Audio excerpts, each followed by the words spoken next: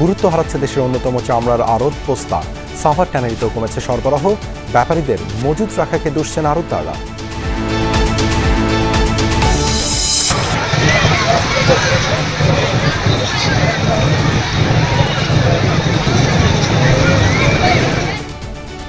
ঈদের ছুটিতে ভ্রমণ পিপাসুদের পদচারণায় মুখর পর্যটন কেন্দ্রগুলো, বিনোদন কেন্দ্রে উপচে পড়া ভিড়, কেউ কেউ ঢাকা ছাড়ছেন, ফিরছেন অনেকে। চট্টগ্রাম বন্দরের কন্টেইনার টার্মিনাল পরিচালনা বিদেশিদের দেওয়ার আগে রাজনীতিবিদদের সাথে আলোচনার পরামর্শ, চুক্তি হলে জনসম্মুখে প্রকাশের আহ্বান। প্রতিহত করার কথাটা একটু বেমানান শোনা গেছে, বরং উনি বলতে পারেন যে সবাইকে আমরা সাথে নিব। এটা যেমন গণতন্ত্রের ভাষা না, বরঞ্চ ওনার এই কথার মধ্য দিয়ে আমরা দেখতে পাচ্ছি যে উনি দেশের স্বার্থ না, বিদেশি কোনো গোষ্ঠীর স্বার্থ রক্ষায় ব্যস্ত। নাসার আমন্ত্রণে সেখানে গেল বরেন্দ্র বিশ্ববিদ্যালয়ের একদল শিক্ষার্থী। টিম ভয়েজার্স অ্যাপ ডেভেলপ প্রতিযোগিতায় শ্রেষ্ঠত্ব অর্জনের স্বীকৃতি।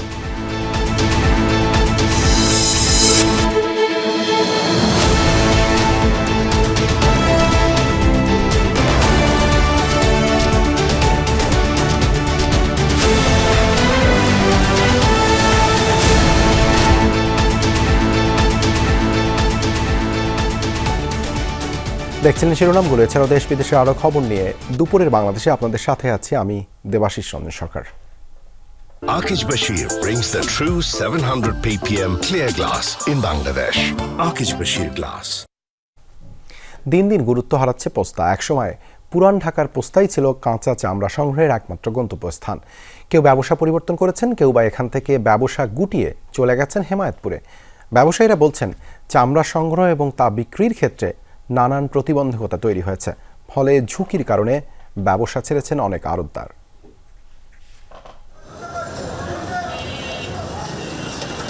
শত বছরের পুরনো কাঁচা চামড়ার ব্যবসায়ী স্থল পোস্তা। পুরান ঢাকার এই স্থানে ঈদেরই পাল্টে যেত দৃশ্যপট। আড়তদার এবং বিক্রেতাদের ছিল হাকডাক। সারা বছরই পোস্তায় চলে চামড়া সংগ্রহ।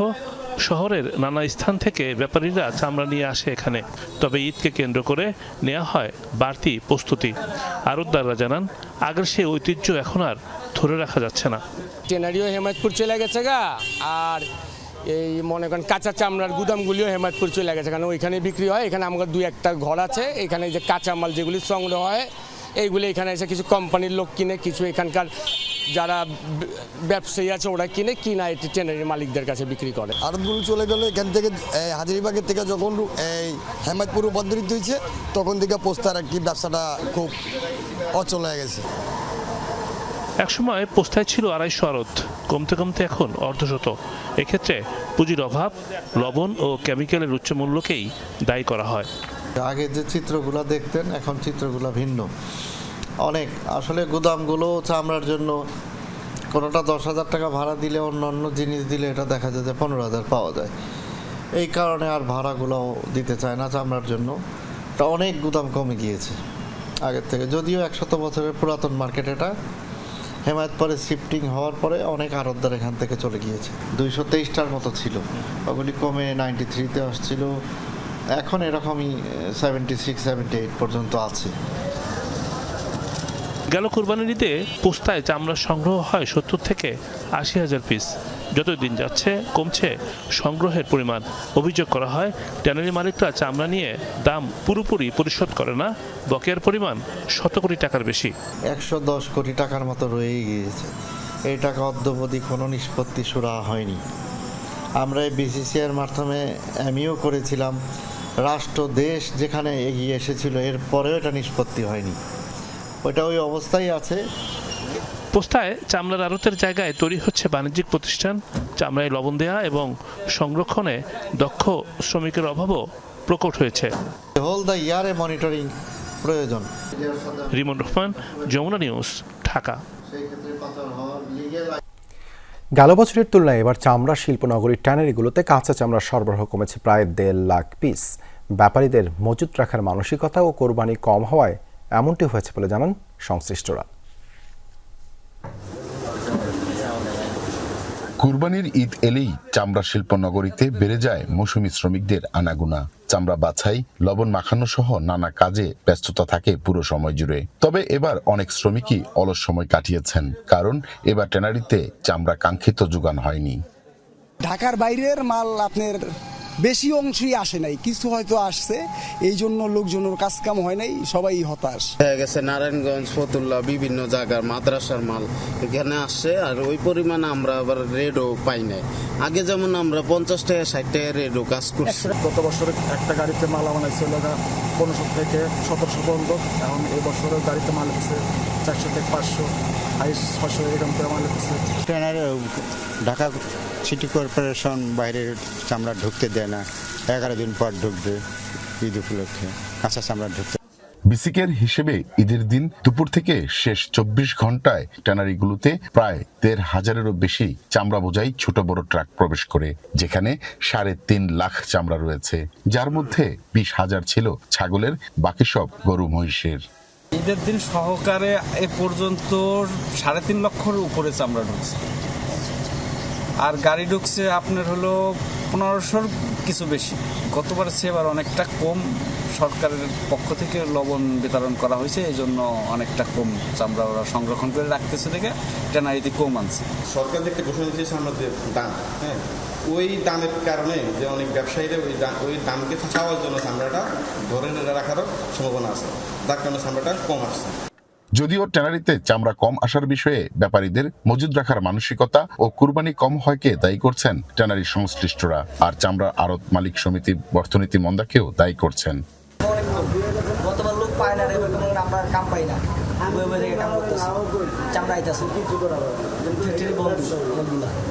লোকজন ওইভাবে গরু কিনে নাই, বা আমরা হাটেও গিয়েছি, হাটে দেখেছি যে গরু ওইরকম হাটেও গরু নাই, তো সেই অনুযায়ী কুরবানিও কম হয়েছে, তো সেই জন্য দেখা গেছে যে চামড়া ট্যানারিমুখী কম হয়েছে। গত কুরবানে থেকে 30% কুরবানি কম এবং চামড়া আমদানি কম হচ্ছে, সমস্ত বর্জ্য নিয়ে যাওয়া হচ্ছে, ডাম্পিং করা হচ্ছে।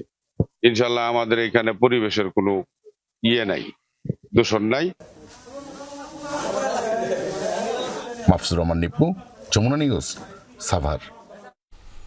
এখন যাচ্ছি সাভারের ট্যানারি পল্লীতে, সেখানে আছেন সহকর্মী মাহফুজুর রহমান নিপু। নিপু, ট্যানারি পল্লীর আজকের কার্যক্রম কেমন দেখছেন?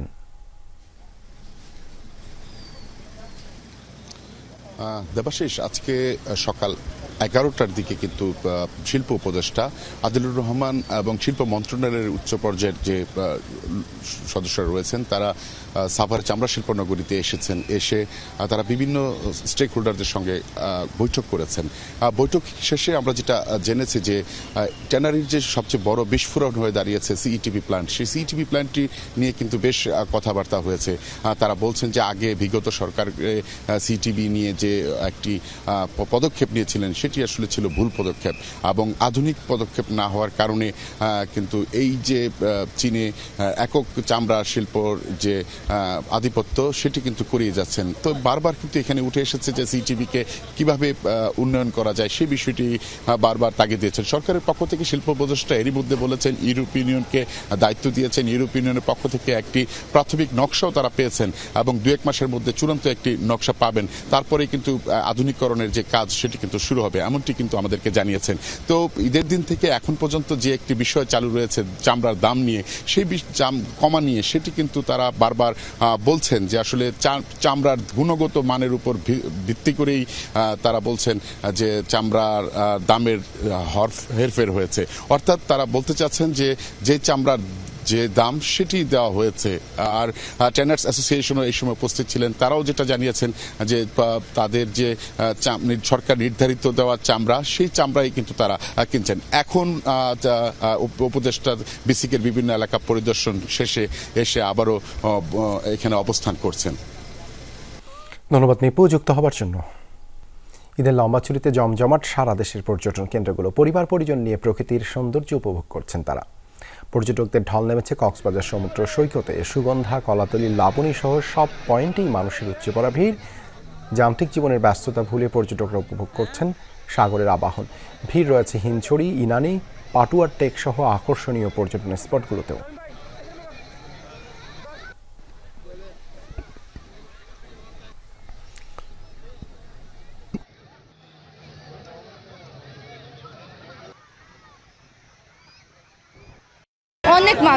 অনেক মানুষ অনেক ভিড়, কিন্তু যখন ঢেউটা আসে সমুদ্রে অনেক ভালো লাগে। কক্সবাজার আসছি গতকাল, আর 3 দিন থাকবো। এই ঈদের ছুটিটা পুরো বেড়ায় নিবো এই কক্সবাজার। ফ্যামিলি সহ এসেছি, সবাই মিলে এনজয় করছি, ভালো লাগছে অনেক।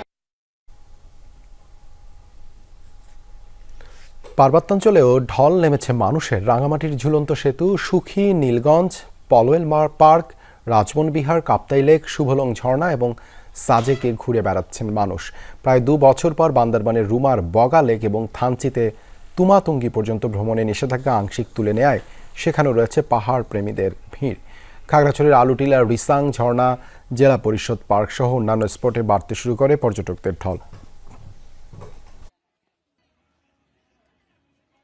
আমরা একটা পাহাড়ে গেছিলাম, তারপর লুসাই গ্রামে গেছিলাম, অনেক ভালো লাগছে। আমি এবং আমার ফ্যামিলি, আমার স্ত্রী সন্তান নিয়ে ঘুরতে আসছি এবং আমার এই প্লেসটা অনেক ভালো লাগছে। প্রাকৃতিক অপরূপ সৌন্দর্য আমরা অনেক সময় টিভিতে, তারপরে ইউটিউবে দেখেছি সৌন্দর্য, তো নিজের চোখে দেখার জন্যই আজকে আমরা যাইতেছি। 23 মাস পর বান্দরবনের বগালে খুলে দিয়েছে। সেনাবাহিনীকে অনেক অনেক বিশেষ ধন্যবাদ, আমাদের পর্যটনকে যাওয়া আসার জন্য একটা সুন্দর একটা সিস্টেম করে দিয়েছে।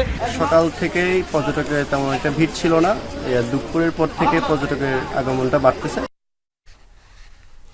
পর্যটন কেন্দ্রগুলোতে বিনোদনের বিভিন্ন খবর জানাতে আমাদের সঙ্গে যুক্ত হচ্ছেন সহকর্মীরা। কক্সবাজার থেকে শুরুতেই এহসান আল কুতুবী এবং আমাদের সঙ্গে ঢাকা এবং সিলেট থেকেও সহকর্মীরা যুক্ত হচ্ছেন। এহসান, সমুদ্র স্নান আর দর্শনে কক্সবাজারে পর্যটকদের উপস্থিতি কেমন দেখছেন?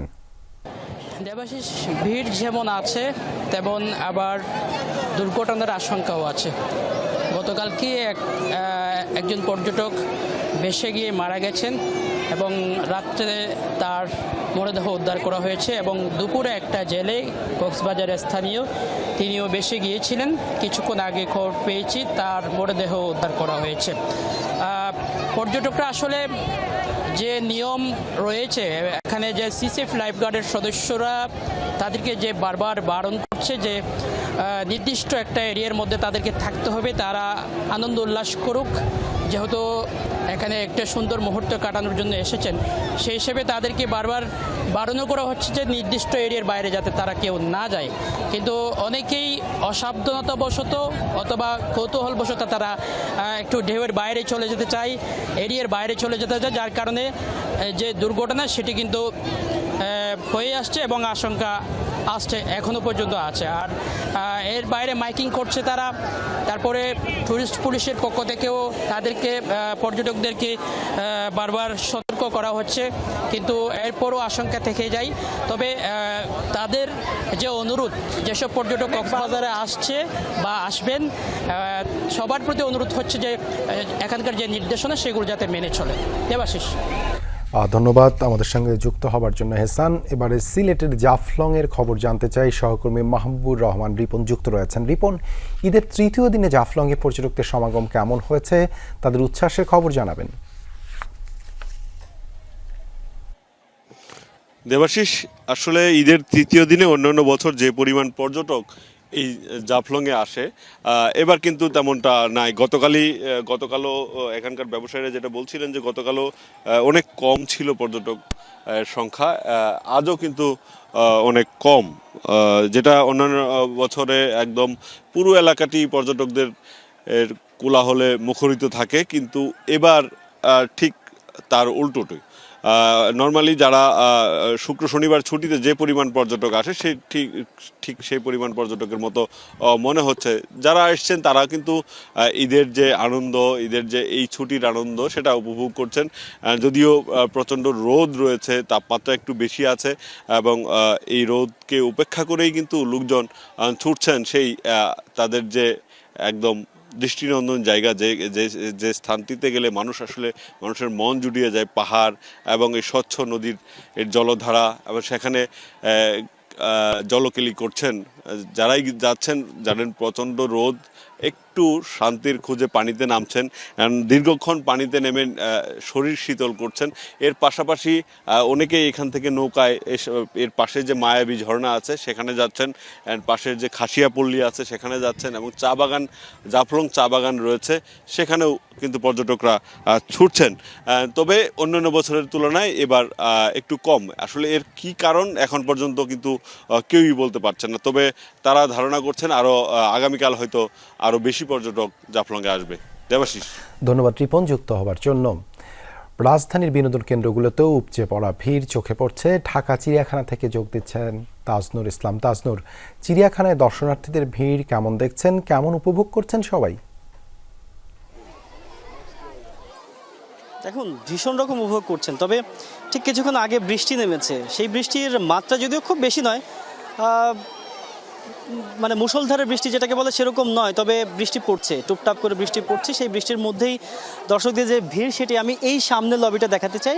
আমরা ঠিক রয়্যাল বেঙ্গল টাইগারের যেই খাঁচাটি রয়েছে তার সামনে অবস্থান করছি এবং স্বাভাবিকভাবেই চিড়িয়াখানায় এলে যে কটি প্রাণীর ব্যাপারে সবচেয়ে বেশি আগ্রহ থাকে সেই প্রাণীগুলোর মধ্যে বলা যায় যে একেবারে সবার উপরে রয়েছে বাঘ।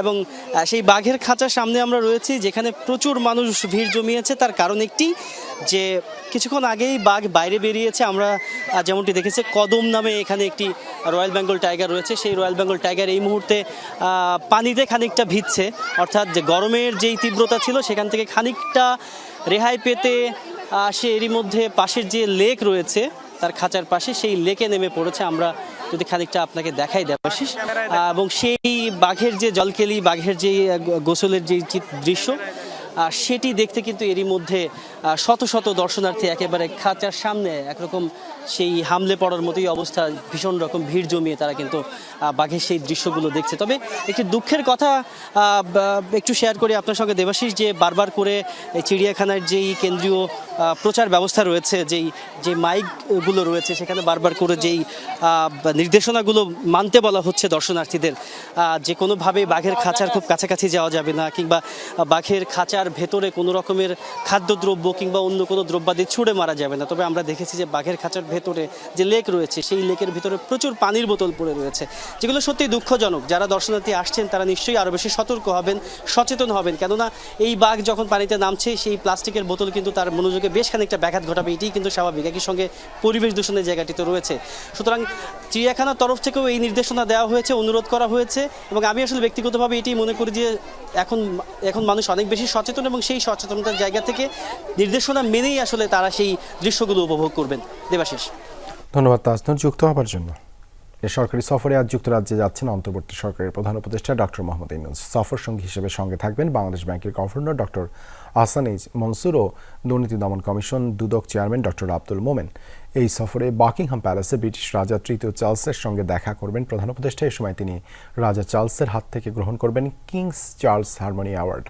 11 জুন ব্রিটিশ প্রধানমন্ত্রী কিয়ার স্টারমার সঙ্গে দ্বিপক্ষীয় বৈঠক করবেন প্রধান উপদেষ্টা। ওই দিন Royal Institute of International Affairs Chatham হাউসে একটি বিশেষ ভাষণ দেবেন প্রধান উপদেষ্টা, যেখানে তিনি বাংলাদেশের আর্থসামাজিক অগ্রগতি, গণতান্ত্রিক উত্তরণ এবং ভবিষ্যৎ সম্পর্কে দৃষ্টিভঙ্গি তুলে ধরবেন। এছাড়াও ডক্টর ইউনূসের এই সফরের মধ্যে দিয়ে দুদেশের সম্পর্ক নতুন করে পুনরুজ্জীবিত এবং অর্থনীতি, বাণিজ্য ও বিনিয়োগের ক্ষেত্রে আরও ঘনিষ্ঠ হবে। সফরকালে প্রধান উপদেষ্টা কমনওয়েলথ এবং আন্তর্জাতিক সমুদ্র সংস্থার মহাসচিবদের সাথে সৌজন্য সাক্ষাৎ করবেন বলে আশা করা হচ্ছে। আগামী 14 জুন প্রধান উপদেষ্টার দেশে ফেরার কথা রয়েছে। দীর্ঘ ছুটির কারণে নগরে ফিরতি মানুষের চাপ কম, গ্রামের বাড়ি যাওয়া মানুষের চাপই বেশি বাস, ট্রেন, লঞ্চে। রাজধানীর বাস টার্মিনালগুলো ঘরে ফেরা মানুষের ভিড় দেখা যায়।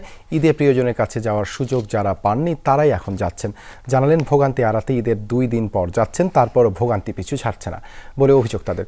জানান সড়ক ফাঁকা থাকা সত্ত্বেও কাউন্টার থেকে বলা হচ্ছে গাড়ি নেই, এসব বলে বাড়তি ভাড়া নেওয়া হচ্ছে। এদিকে পরিবারের সঙ্গে ঈদ উদযাপন শেষে ঢাকায় ফিরতে শুরু করেছেন অনেকে, তবে এই সংখ্যা তুলনামূলক কম।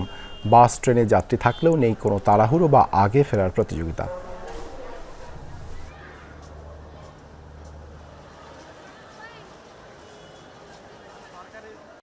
এখন অনেক দিন পরে বাড়িতে যাচ্ছি, 21-তে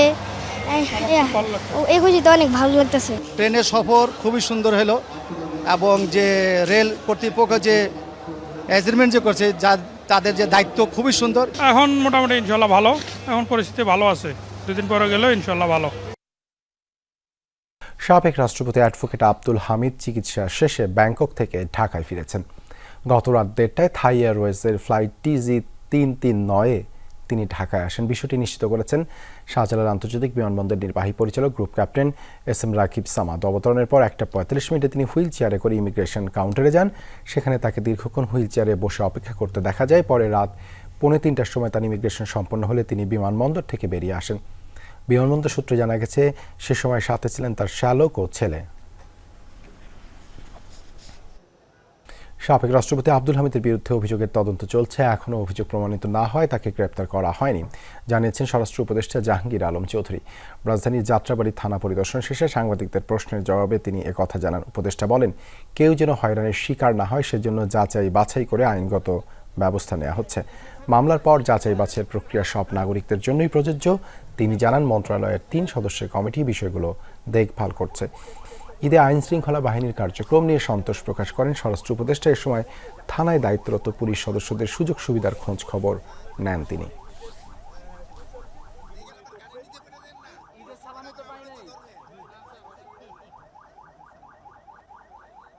অনেক মামলাগুলি আছে যে কিছু মামলাগুলি ইনভেস্টিগেশন হয় নাই। ইনভেস্টিগেশন হওয়ার পরে যে দোষী হবে তার আইনের আওতায় নেওয়া হবে। নির্দোষীরা যেন কোনো অবস্থায় সাজা না পায়, এই জন্য আমাদের ইনভেস্টিগেশনটা করতে দেন। যদি ইনভেস্টিগেশন করার পর যেই দোষী হোক না কেন, কাউরে আইনের বাইরে থাকা হবে না, তারা আমরা অবশ্যই আইনের আওতায় নিয়ে যাব। ফেব্রুয়ারির মধ্যভাগ থেকে দেশে আর নির্বাচনী পরিবেশ থাকবে না বলে মন্তব্য করেছেন বিএনপির ভাইস চেয়ারম্যান শামসুজ্জামান দুদু। সকালে চুয়াডাঙ্গার বাড়িতে নেতাকর্মীদের সাথে মত বিনিময় করেন তিনি। এ সময় শামসুজ্জামান দুদু বলেন, এপ্রিলে ঝড় তুফান, রোজা ও পরীক্ষা থাকবে, তাই সময়টি নির্বাচনের জন্য উপযুক্ত হবে না। বিএনপি চায় ডিসেম্বরের মধ্যেই নির্বাচন, দেরি হলেও যেন তা জানুয়ারির মধ্যেই শেষ হয় সেই আশা করেন তিনি।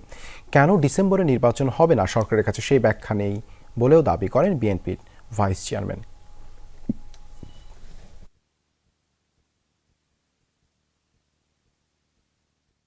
এপ্রিলের আগে মার্চের রোজা আছে, তারও আগে আছে এখানে পরীক্ষা, ছাত্রছাত্রীদের বিভিন্ন পরীক্ষা আছে।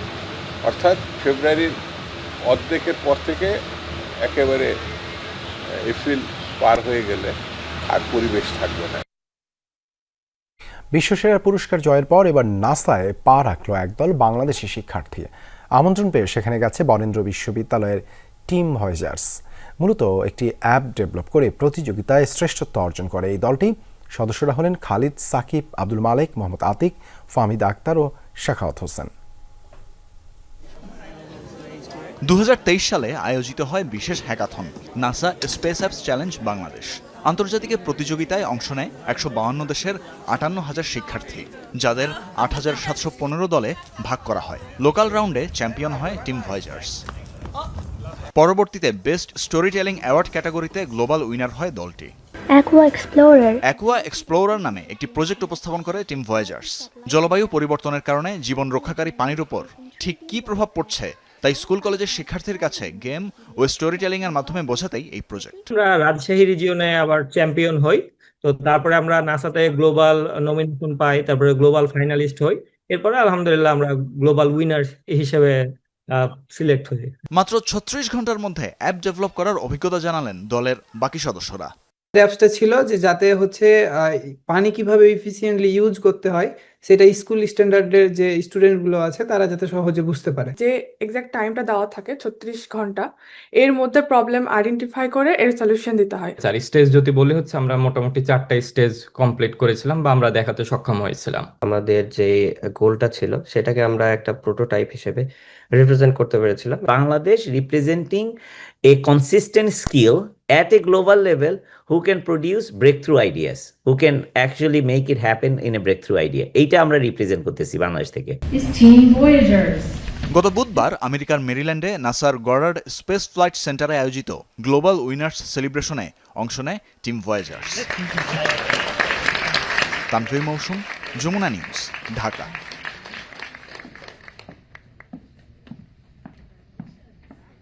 যুক্তরাষ্ট্রের লস অ্যাঞ্জেলেসে আরও সহিংস হয়ে উঠেছে বিক্ষোভ পরিস্থিতি। ডোনাল্ড ট্রাম্প প্রশাসনের কড়াকড়ি উপেক্ষা করে তৃতীয় দিনের মতো রাজপথে নেমেছে শত শত মানুষ। সরকারের অভিবাসী বিরোধী নীতি আর ধরপাকড়ির প্রতিবাদ জানায় তারা। বিক্ষোভকারীদের ছত্রভঙ্গে কঠোর অবস্থান নিয়েছে নিরাপত্তা বাহিনী, তবে আন্দোলনকারীরা পিছু না হটায় দফায় দফায় সংঘর্ষ হয় দুপক্ষের। রণক্ষেত্রে পরিণত হয় বিভিন্ন এলাকা। টানা তৃতীয় দিনের মতো বিক্ষোভের আগুনে পুড়েছে ক্যালিফোর্নিয়ার লস অ্যাঞ্জেলেস। ব্যাপক কড়াকড়ির পরও একটুও ভাটা পড়েনি আন্দোলনে। সময়ের সাথে সাথে যেন আরও সাহসী, বেপরোয়া হয়ে উঠছেন বিক্ষোভকারীরা। রোববার শহরটিতে মোতায়েন করা হয় ন্যাশনাল গার্ডের অন্তত ৩০০ সদস্য। ঘোড়া নিয়ে রাস্তায় টহল দিতে দেখা যায় অনেক পুলিশ সদস্যকে। আন্দোলন দমনে সেনা সংখ্যা আরও বাড়ানোর ঘোষণা দিয়েছে ফেডারেল সরকার। তবে এসব পদক্ষেপের পরোয়া করছেন না আন্দোলনকারীরা। ট্রাম্প প্রশাসনের অভিবাসী বিরোধী নীতি আর হয়রানি ধরপাকড়ের বিরুদ্ধে প্রতিবাদ জানান তারা। লস অ্যাঞ্জেলেসের বিভিন্ন রাস্তায় অবরোধ করে শত শত বিক্ষোভকারী, হাতে প্রতিবাদী প্ল্যাকার্ড। অস্ত্রের মুখেও স্লোগানে স্লোগানে মুখরিত হয় পুরো এলাকা। অভিবাসীরা নয়, বরং মার্কিন প্রেসিডেন্ট ডোনাল্ড ট্রাম্পকে আসল সন্ত্রাসী হিসেবে আখ্যা দেন তারা। সবচেয়ে কষ্টদায়ক বিষয় হচ্ছে অভিবাসীদের অপরাধী ও খারাপ মানুষ হিসেবে দেখানোর চেষ্টা চলছে। তারা তো অপরাধী নয়, বরং শুধু নিজেদের পরিবারের জন্য কঠোর পরিশ্রম করতে চাইছে তারা। বিভিন্ন স্থানে পুলিশ ও ফেডারেল কর্মকর্তাদের সাথে ধাক্কাধাক্কি ও সংঘর্ষে জড়ায় আন্দোলনকারীরা। নিরাপত্তা বাহিনীকে লক্ষ্য করে ছোড়ে ইটপাটকেল ও বোতল। বিক্ষুব্ধ জনতাকে ছত্রভঙ্গ করতে টিয়ার গ্যাস, রাবার বুলেট ও ফ্ল্যাশ ব্যাং ব্যবহার করে নিরাপত্তা বাহিনী। চলে ব্যাপক ধরপাকড়। লস অ্যাঞ্জেলেস ছাড়াও আন্দোলন ছড়িয়েছে সান ফ্রান্সিসকো সহ ক্যালিফোর্নিয়ার আরও কয়েকটি শহরে। ওহাইও অঙ্গরাজ্যেও ছড়িয়েছে ক্ষোভের আগুন। আন্দোলনকারীদের প্রতি হুঁশিয়ারি বার্তা উচ্চারণ করেছেন প্রেসিডেন্ট ডোনাল্ড ট্রাম্প। জানান, পুলিশ বা ন্যাশনাল গার্ড সদস্যদের আক্রমণ করা হলে তার প্রতিক্রিয়া হবে সহিংস।